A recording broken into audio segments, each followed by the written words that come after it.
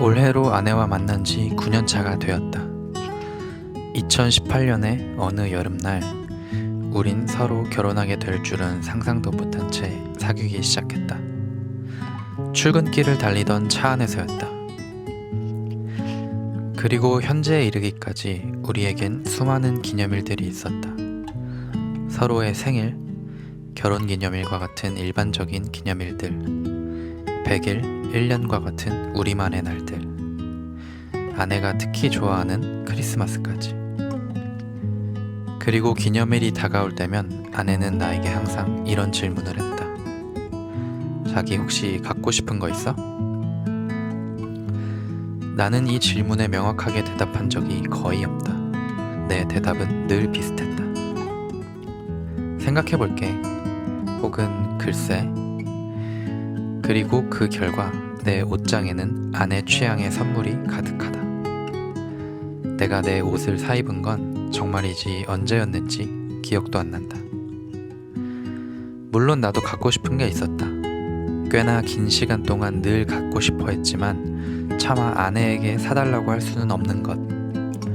바로 시간이다. 애석하게도 내 시간은 마치 엔비디아의 고성능 GPU와 같다. 아직 생산되지도 않았는데 매진되어 있다. 나의 시간이 그만큼 가치 있는 것일까?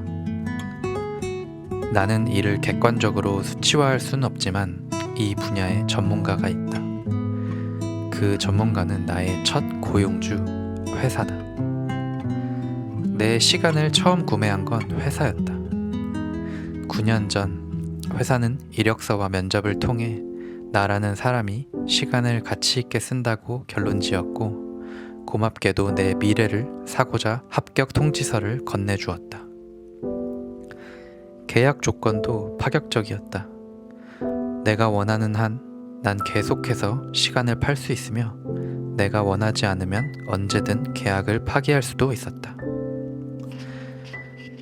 심지어 내 시간의 가치는 반도체 사이클에 따른 가격 변동성도 없었다.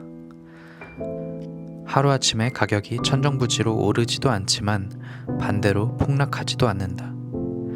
다시 말해 내 임금은 하방 경직성을 가지고 꾸준히 증가하며 이는 내 삶의 안정성을 제공한다. 그것도 무려 수십 년 동안. 꿈이 많았던 27살의 나는 그렇게 회사와의 계약서에 도장을 쾅 찍어버렸다. 한동안 난 아낌없이 내 시간을 공급했다. 급여라는 보상 이외에도 많은 것들이 주어졌기 때문이다. 회사와 함께 성장하는 나를 보며 갖는 만족감, 훌륭한 동료들과 어울리며 형성되는 유대감과 그들로부터의 인정과 같은 것들이었다. 계약서상 존재하지는 않지만 나는 이러한 감들이 돈 이상의 가치를 지닌다고 생각한다. 이따금씩 번아웃이 올 때 나를 지탱해 준 것은 돈이라기보다는 늦은 밤 업무를 같이 마친 선배들과 술잔을 기울이며 나누었던 감 덕분이었다. 하지만 나는 변했다. 언제부턴가 회사에서 보내는 시간이 아까워지기 시작했다. 회사가 변한 것도 아니고 일이 힘들어진 것도 아니다. 여러 차례 부서를 옮겼지만 주어지는 일은 금세 익숙해졌고 난 어느새 능숙한 사람이 되어 있었다. 변한 건 내가 시간을 대하는 태도였다. 도장을 찍었을 때 난 시간을 쓰는 만큼 내가 성장한다고 믿었다. 조금 늦게까지 일하고 조금 더 책임을 지고 조금 더 참으면 분명 더 나은 사람이 될 거라 생각했다. 하지만 어느 순간부터 무언가 잘못되었다는 생각이 들었다.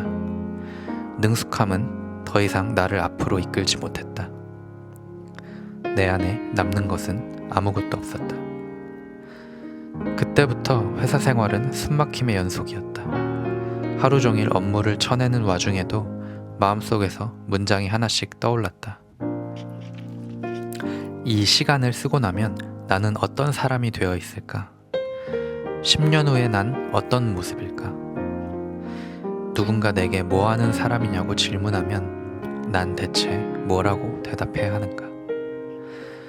그러다 오래된 계약서에 눈길이 갔다. 나는 먼지가 수북히 쌓인 그 서류를 다시 꺼내보았다. 그리고는 그 두꺼운 서류를 한 줄 한 줄 읽어내려갔다. 마치 임대차 계약서나 주택 매매 계약서를 볼 때처럼 아주 신중하고 꼼꼼하게. 그럴 필요가 없었는지도 모른다. 찾고자 하는 조항이 있었기 때문이다.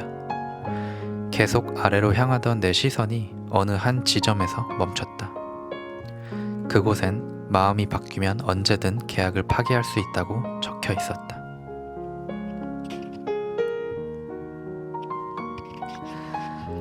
난 본격적으로 저울질을 시작했다. 내 시간의 가격과 이에 대한 대가로 회사로부터 주어지는 모든 것들의 가격. 먼저 급여, 안정성, 커리어, 인정, 성취감 등을 한쪽 편에 올려놓았다. 그리고 반대편에 내가 잃고 있는 것들을 올려놓았다. 저울 위에 올려놓을 수 없을 정도로 무겁게 느껴지는 것들이었다. 아무것도 하지 않은 채 멍하니 앉아있는 시간. 무언가 도전할 수 있는 시간. 나는 어떤 사람이며 뭐하는 사람인지 고민해보는 시간. 한마디로 시간이 내 것이라는 느낌이다. 나는 그 느낌을 온전히 가져본 적이 없다. 그걸 가졌던 시절엔 그 소중함을 몰랐었다. 시간은 당연히 내 것이었기에. 내 청춘은 그렇게 지나갔다. 저울질을 하는 와중에도 시간은 나를 떠나고 있었다. 지금 잃고 있는 것과 내 선택으로 인해 잃게 될 것. 저울질은 끝내 결론을 주지 못했다. 어쩌면 이를 계산하는 건 불가능했다. 멍하니 앉아있는 시간이나 나에 대해 고민하는 시간에 가격표가 있을 리가. 사실 계산이 필요한 게 아니라 그저 선택이 필요한 것이었다. 자기 혹시 갖고 싶은 거 있어? 그 무렵 아내가 같은 질문을 해왔다. 여느 때와 같이 글쎄를 꺼내려다 잠시 입을 다물었다. 잠깐의 정적 뒤 나는 시간을 갖고 싶다고 대답했다. 아내가 내 눈을 바라봤다. 그 눈빛이 그래였는지 제정신이야? 였는지는 아직도 잘 모르겠다. 하지만 고맙게도 아내는 이내 고개를 끄덕였다. 내일 아침이 되면 난 처음으로 일하지 않는 사람이 된다. 내가 구매한 시간은 단 1년. 내 생의 가장 큰 지출이었다.